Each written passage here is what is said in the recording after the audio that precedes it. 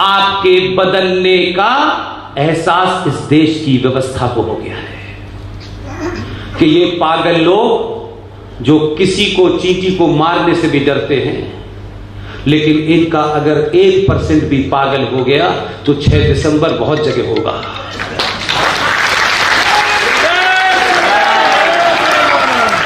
इसलिए कोई जरूरी नहीं है कि कार सेवा सिर्फ मंदिर की होनी है, उन्हें लगा कहीं सुप्रीम कोर्ट में ना हो जाए।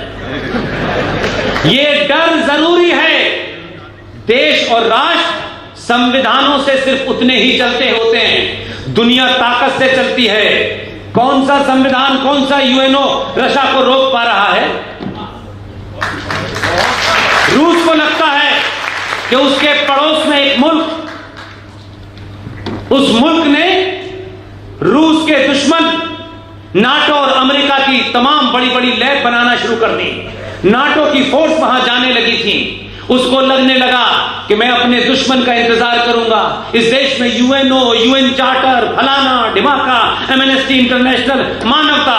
उसने कहा राष्ट्र को बचाना है, दुनिया कुछ भी बकती रहे, और ताबड़तोड़ उसने हमला किया। ये सब किताबें कमजोर और डरपोक लोगों के लिए हैं। हमारे संविधान में यह लिखा है, संविधान लिखने वाले भगवान नहीं थे, कोई आदमी थे। आप पलट के ये लिख दीजिए, कल से लोग ये मानने लगेंगे। सब बकवास है।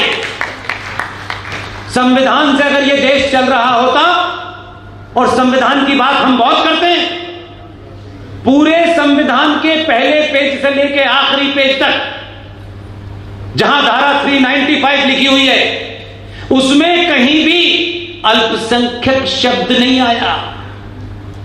लेकिन इस देश के दलाल नेताओं ने भारत के संविधान को रौंदते हुए, संसद को रौंदते हुए, आपने जो व्यवस्था संविधान में नहीं थी, आपने एक पैरेलल संविधान खड़ा कर दिया है।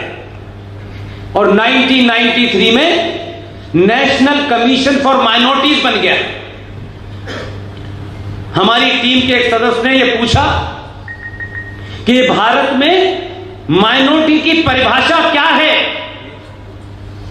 हमें आरटीआई से जवाब मिला कि जब यह बनाया गया था तब भी इसकी कोई परिभाषा नहीं थी और आज भी नहीं है।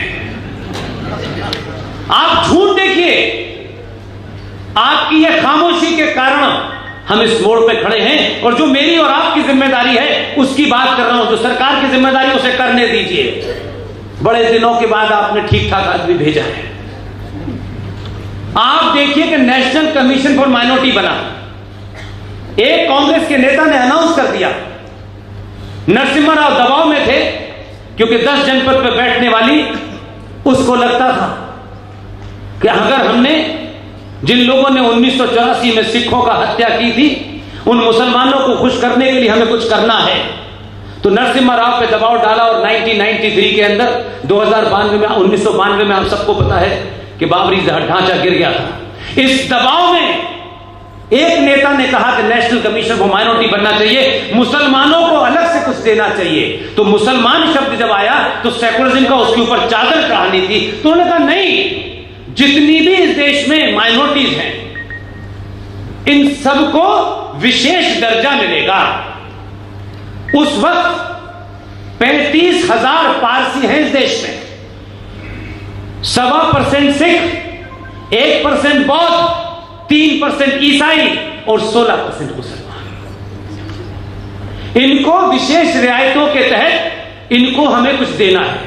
और ये वो हाल है, ये किनको देना है? जिनका नेता हैदराबाद, जब बंद करना हो तो बता दें, जिनका नेता यह कहता है, देखिए बेहयाई और बेशर्मी देखिए जरा,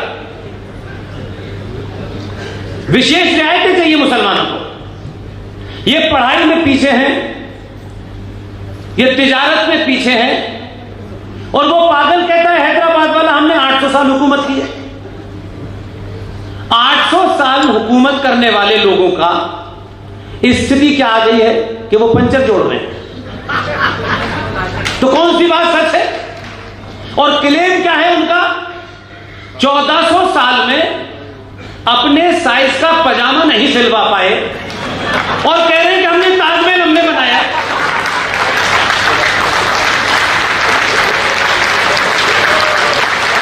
चल हम ताजमहल भी ले जाएंगे।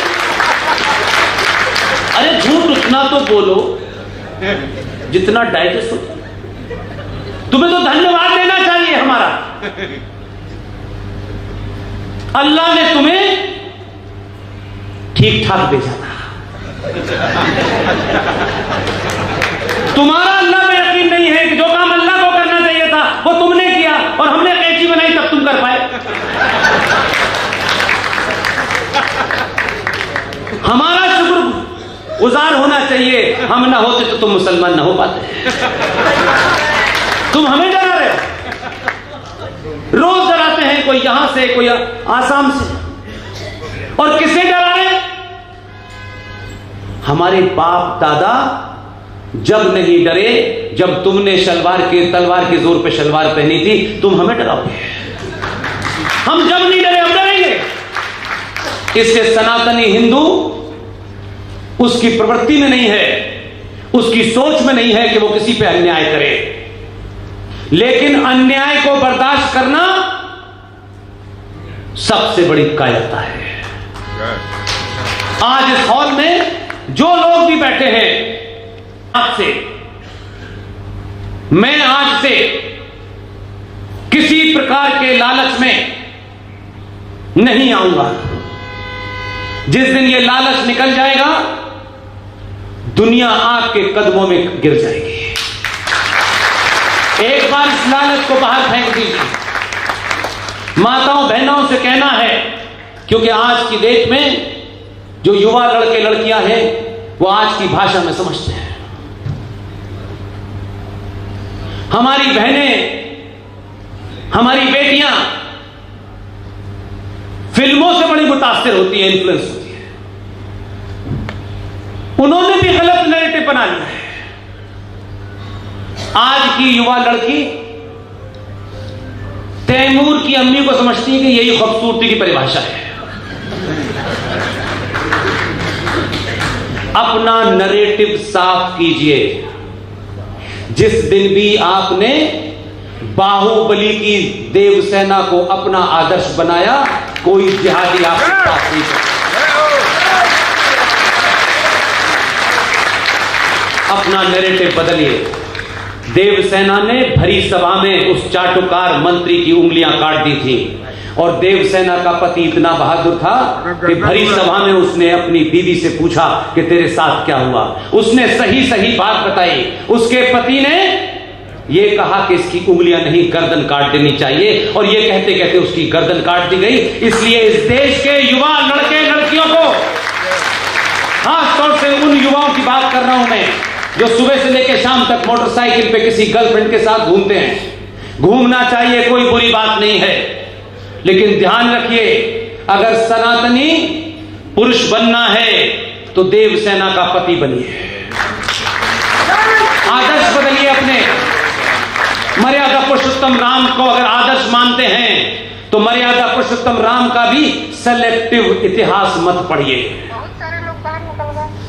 भगवान राम को वनवास हो गया, चले गए, रोए नहीं कि मेरा तो राज्याभिषेक होने वाला था, मुझे तो वनवास कर दिया गया। भगवान कृष्ण के रूप का वर्णन और उसे सजाते भी हैं तो बजरबट्टू बना देते हैं। लेकिन भगवान कृष्ण की यह बात नहीं कहते कि जो बांसुरी बजा रहा था उसी ने सुदर्शन चक्र उठा लिया जब समय आया।